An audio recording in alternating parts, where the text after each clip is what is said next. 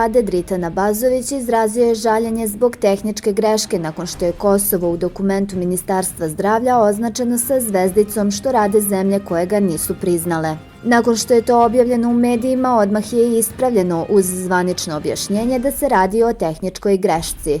Crna Gora je među prvim državama priznala Kosovo kao nezavisnu državu. Žao mi je što se to desilo, ali ostajem pri stavu koji smo potpisali u zajedničkom sporazumu da nema promena oko priznanja Kosova. I Ministarstvo vanjskih poslova Kosova je dobilo ovo objašnjenje.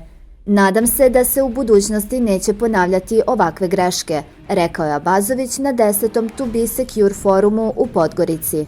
Abazović je dodao da ne želi da brani bilo koga u vladi.